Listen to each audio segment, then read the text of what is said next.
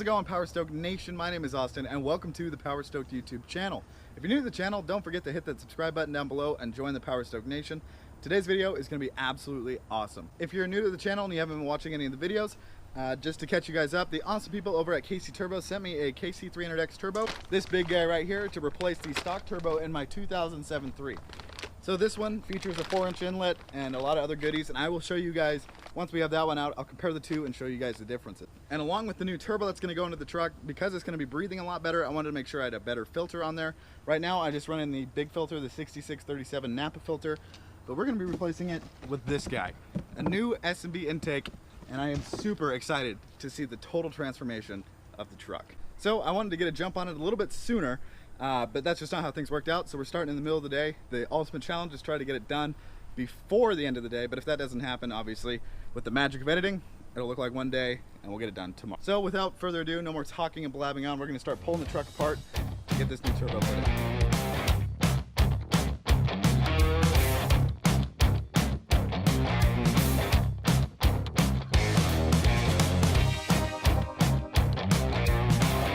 Now, if you're a longtime viewer of the channel, you guys know that back in November, I had already done all of this and pulled everything out of the truck. I did that because I had a major oil leak and I thought it was the turbo pedestal, the O-rings that meet with the block, but that didn't turn out to be what the problem was. The problem actually ended up being a high pressure oil pump. So I have a pretty good idea of what I'm doing now. That took me about, I think it was like 4 or 5 hours to pull the turbo out because it was such a difficult process for me. So the loud noise that just drove by was Wyatt in his Toyota. So that job took a lot longer because I didn't have a topside creeper. All I had was a step stool and I would lay across the block. Best song in the world. It was the best song in the world. Why did you see everyone makes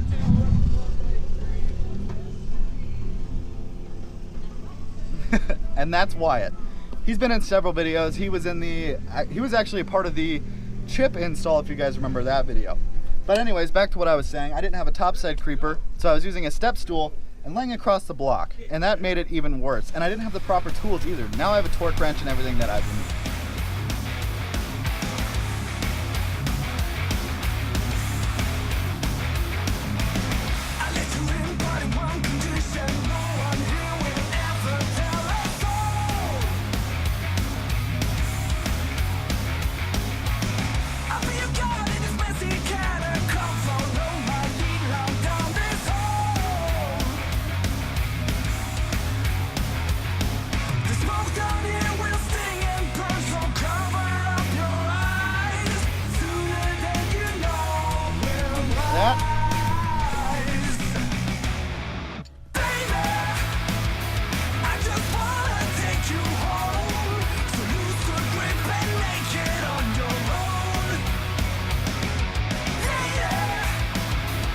You don't have the right socket size for your 3/4 breaker bar. You get creative with a broom handle. It's working.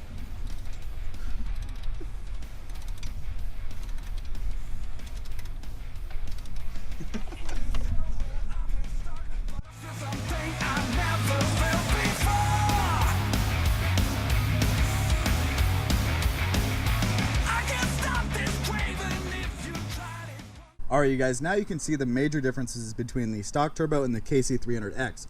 The stock turbo has a 3-inch inlet, whereas the KC turbo has a 4-inch inlet. And this is going to allow a lot more air, more boost, and we're going to see that in the video after this, where I take it for a rip. So there's some major differences between the two turbos. This one has the EBPV built in, and what this does is when it's cold outside, this shuts and recirculates the hot air in the engine, so that way it doesn't, it helps it basically heat up quicker. And this actually takes up quite a bit of room, as you can see, and that'll rob you of some power there. So a lot of people will delete this, but with the KC300X turbo, look at that, straight through. But like I said, I'd rather see you guys get a new turbo that's actually gonna give you some improvements. Whereas the ATS housing will help a little bit with turbo surge, and eliminating the EBPV will get you a little bit more boost. I just think upgrading your turbo entirely is definitely worth it on these trucks. So now that I've shown you both turbos, the old one's out, it's time to throw the new one in. Let's do this. Well, the new turbo's in, and we didn't realize the camera wasn't recording during the entire fight, trying to get it in there, but it might have been a good thing because it was a little embarrassing. There's the new turbo. Holy cow, that thing is monstrous. All right, so now that we have the up pipe attached, that's going to be the hardest part of reinstalling this turbo, because as you can see, I have the ratchet all the way up against the firewall. That's going to be the biggest fight of putting a new turbo in these 7.3s. Pulling them out, same thing. You got to get back there to get that T-bolt off, but reattaching is a huge fight because you're blind and it's a tight spot. But what I do, instead of tightening down the turbo to the pedestal, I'll attach the up pipe first, and then I'll pull down on the turbo as I need to get it attached.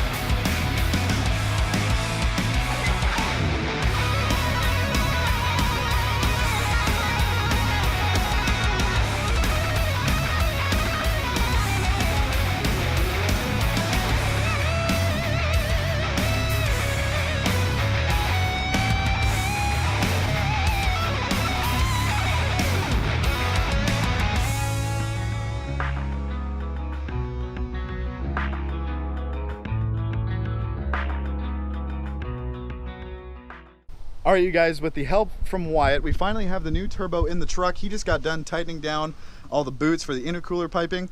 But look at this new turbo, you guys. It is so pretty in there. We got the bigger intake boot. You can see the, look at that. You can see the propeller in there. It's nice and shiny. There's a little bit of oil on it, but so much better than the stock turbo over there that I'm just gonna probably burn or something. So with that, with the new turbo in, we're gonna go ahead and get started on doing the new Snb intake. I don't know if Wyatt will be a part of that. He wants to go to the state fair, which is pretty sweet. We went there yesterday. So I needed his help mainly for the turbo, but we're gonna go ahead and do the Snb intake now, and then we'll have the whole truck pretty much ready to rock and roll. All right, you guys, now that we have the Snb intake box basically built, there isn't the plexiglass on the top, there isn't a filter in there yet. This is just the box, just basically built. You can see the battery sits here. This sits up against the where that intake is on the front, where the grill is. And then this just mounts to the fender and pulls air in through there. So this is basically the basic box, nothing too special. But we're gonna take this box, set it in the truck, get it mounted in there, and then we're gonna do the fun stuff.